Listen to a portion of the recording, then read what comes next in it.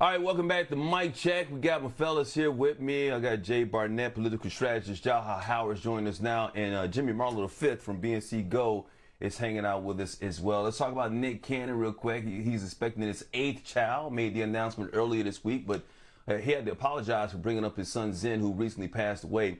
Let's talk more about this with the fellas right now. And Jaha, I'm going to start off with you. I'm happy for Nick. I believe he should have as many kids as he wants to, obviously, if he's able to take care of them and spend time with them as well.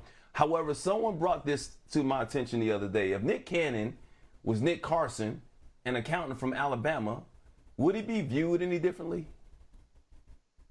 And I think it's interesting. We're really talking about standards for fatherhood. And depending on your circle, depending on your social network, we have these different understandings on if you're in or if you're out. You know, it may not be everyone's personal cup of tea, but the question is he being a father? And from everything that I'm reading, I don't know the man personally, but he's there, he's available. And some people put fatherhood just as a check. I mean, is he financially supporting, right? But fatherhood, as we all know, is more than just money.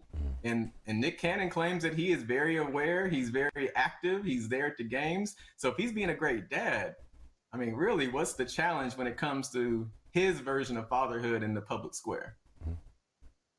Yeah, fellas, why should we care? I mean, as long as this man is taking care of his kids once again, as long as he's spending time and quality time with his kids, and as long as the baby mamas don't have a problem with it, why should it matter if it's Nick Cannon or anybody else? I mean, because once again, Nick Cannon can do this and people make jokes about it. But if he's somebody who isn't as famous, sometimes there will be women out there, even if this man can take care of his kids and do all that type of stuff, there are a lot of women that won't even give this man a second look. Am I right about that, Jimmy? Yeah, Mike, and for me, this kind of just points to the fact that, we live different lifestyles. Nick Cannon is a multimillionaire, and we're kind of dealing with the social norms and the status quos that everyone is comfortable with. And so in this situation, it really is, I think I said this in a recent interview, that if Nick Cannon never said anything about these things, we wouldn't know.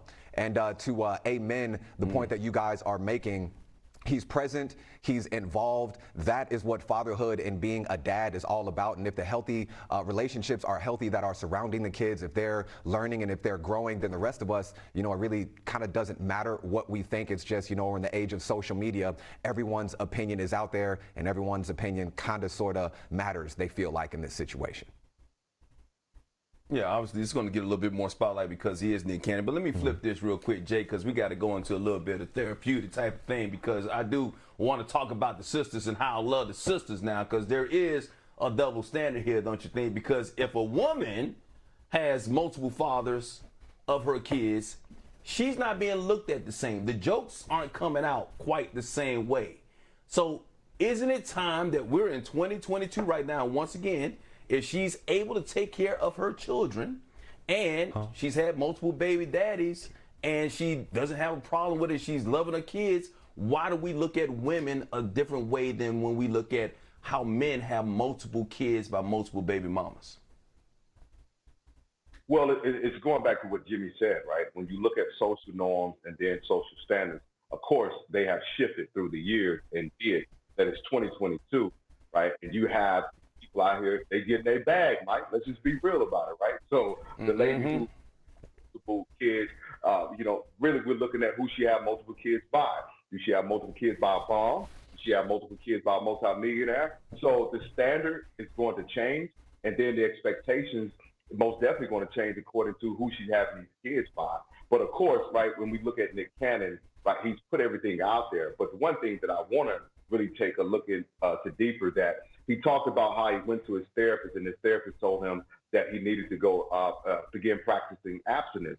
And what I believe what this did was it also brought about a self-awareness. While he may be present as a father and he may be financially fit to be able to take care of all of his kids, but also what does the dynamic look like as these kids begin to grow older, right? And so I think what this did was it gave him an opportunity to create self-awareness, because he himself said he was out of control, right? So, and then he gets a pass because he's not married, right? So again, if Right. this was a guy that was practicing poly and all of these women were on board and said, hey, I'm with it, of course, this is a different conversation. But again, I think when we're looking at this, we're looking at it from the angle that, yes, it's Nick Cannon. And you're right, Mike. If there was a brother who was just an accountant or a school teacher, oh, we're going to rip this guy to shreds because we're asking or we're saying to ourselves, how's this guy going to take care of a kid on a $70,000 salary? So standards change according to what your social and, of course, money costs, right? So, let's just be real. Yeah, let me Mike. tell you something right now, man. I was like, go ahead, Jaha.